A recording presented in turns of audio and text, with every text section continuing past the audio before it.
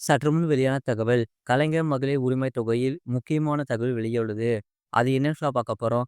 நீங்க நம்ம சேனலை சப்ஸ்கிரைப் பண்ணாம வந்தீங்கன்னா, மறக்காம லைக் பண்ணிக்கோங்க, சப்ஸ்கிரைப் பண்ணிக்கோங்க. உங்க நண்பருக்கு தெரியப்படுத்த ஷேர் பண்ணுங்க. கலைஞர் மகளிர் உரிமை தொகை திட்டத்தில் புதிய பயனாளர்களை 3 மாதங்களுக்குள் இணைப்போம் என்று சிறப்பு திட்ட செயலாக்கத்துறை அமைச்சரும் துணை முதலமைச்சருமான உதயநிதி ஸ்டாலின் சட்டமன்றத்தில் கூறினார். யாருக்கெல்லாம் திட்டத்தில் இணைய வாய்ப்பு கிடைக்கும் என்பது குறித்த அப்டேட்கள் வெளியாகி வருகின்றன. பெண்களுக்கு மாதம் 1000 ரூபாய் வழங்கும் கலைஞர் மகளிர் உரிமை தொகை திட்டம் மக்களிடையே நல்ல வரவேற்பை பெற்று உள்ளது. தமிழ்நாட்டை தொடர்ந்து கர்நாடகா, தெலுங்கானா, மகாராஷ்டிரா, டெல்லி, சத்தீஸ்கர் ஆகிய மாநிலங்களிலும் இந்த திட்டம் செயல்படுத்தப்பட்டு வருகிறது. தமிழகத்தில் சுமார் 1,15,00,000 பேர் இந்த திட்டத்தில் பயனாளிகளாக உள்ளன. திமுகவுக்கு தேர்தலில் தொடர் வெற்றி கிடைக்க பல்வேறு காரணங்கள் இருந்தாலும் கலைஞர் மகளிர் உரிமை தொகை திட்டமும் முக்கிய காரணமாக உள்ளது. அதே சமயம் இந்த திட்டம் மூலம் சில அதிருப்திகளும் உருவாக்கியது. 2,24,00,000த்திற்கும் அதிகமான குடும்ப அட்டைகள் உள்ள நிலையில் அதில் பாதி பேருக்கு மட்டுமே உரிமை தொகை கிடைப்பதால் மீதமுள்ளவர்கள் அதிருப்தி உள்ளாக்கி உள்ளன.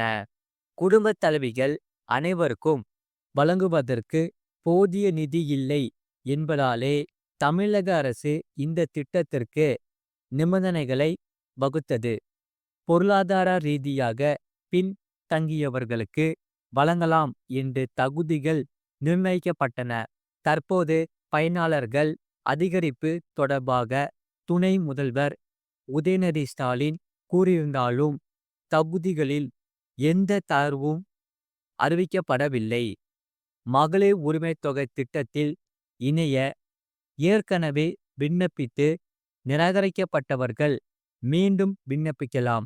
ஆனால் நிராகரிக்கப்பட்டதற்கான காரணத்தை தெரிந்து கொண்டு அது தொடர்பான சரியான ஆவணங்களை வழங்க வேண்டும். தவறான காரணங்களால் விண்ணப்பம் நிராகரிக்கப்பட்டிருந்தால் அதை குறிப்பிட்டு மீண்டும் விண்ணப்பிக்கலாம். புதிய ரேஷன் அட்டை பெற்றவர்கள் இதற்கு முன்னர் விண்ணப்பிக்க தவறியவர்களும் தற்போது விண்ணப்பிக்கலாம். ஆனாலும் தமிழக அரசின் பொருளாதார தகுதி பட்டியலுக்குள் தாம் வருகிறோமோ என்பதை உறுதிப்படுத்திக் கொள்ள வேண்டும்.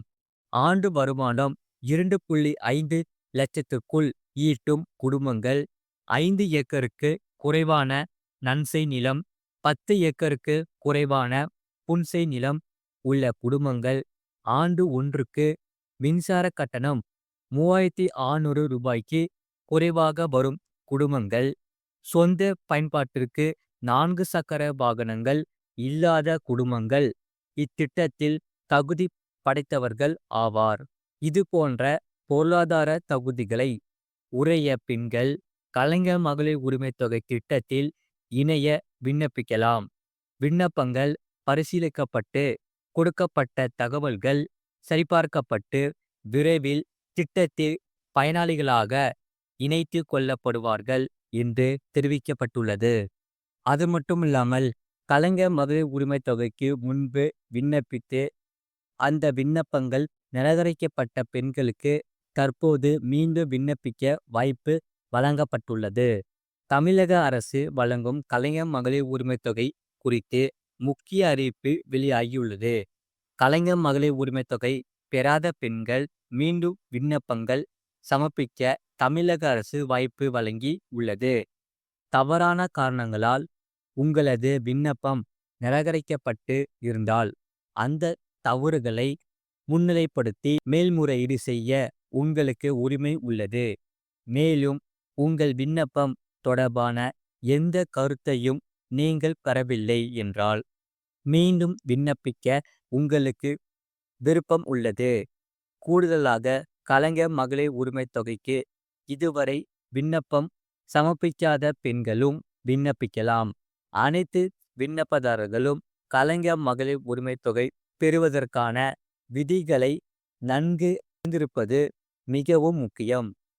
மாநில அல்லது மத்திய அரசு ஊழியர்கள், பொதுத்துறை நிறுவனங்களில் பணிபுரிபவர்கள், வங்கிகள், உள்ளாட்சி அமைப்புகள் மற்றும் கூட்டுறவு சங்கங்களில் பணிபுரியவர்கள், ஓய்வூதியம் பெற்றவர்கள், இத்திட்டத்தில் பயன்பெற தகுதியற்றவர்கள்.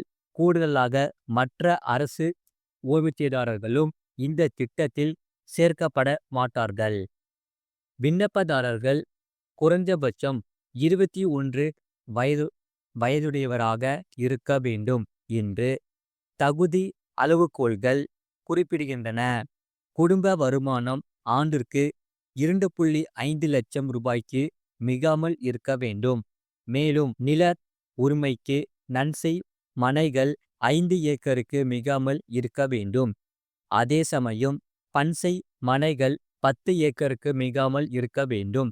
மேலும் விண்ணப்பதாரர்கள் உள்ளிட்ட 4 சக்கர வாகனங்கள் வைத்திருக்க கூடாது. சரக்கு மற்றும் சேவை வரிக்கு ஜிஎஸ்டி பதிவு செய்தவர்கள் அல்லது வணிக வரி செலுத்துபவர்கள் ரூபாய் 2.5 லட்சத்திற்கு மேல் வருமானம் ஈட்டுபவர்களும் தகுதியற்றவர்கள் தான். இந்த அனைத்து நிபந்தனைகளையும் நீங்கள் பூர்த்தி செய்தால் கலைஞர் மகளிர் உரிமை தொகைக்கு நீங்கள் நம்பிக்கையுடன் விண்ணப்பிக்கலாம். நிராகரிக்கப்பட்டால் என்ன செய்ய வேண்டும்? அதாவது கலைஞர் மகளிர் உரிமை தொகைக்கான விண்ணப்பங்கள் நிராகரிக்கப்பட்டவர்கள் உங்கள் பகுதியில் உள்ள அரசு அலுவலகத்திற்கு நேரடியாக சென்று தவறான காரணத்தின் அடிப்படையில் நிராகரிக்கப்பட்டதற்கு தேவையான ஆவணங்களை சமர்ப்பித்து பயன்பெறலாம். கலைஞர் மகளிர் உரிமை தொகைக்கான தகுதிகளை நீங்கள் பூர்த்தி செய்யவில்லை என்றால் நீங்கள் எந்த காரணத்துக்காக நிராகரிக்கப்பட்டுள்ளீர்கள் என்பதை முதலில் சரிபார்ப்பது நல்லது.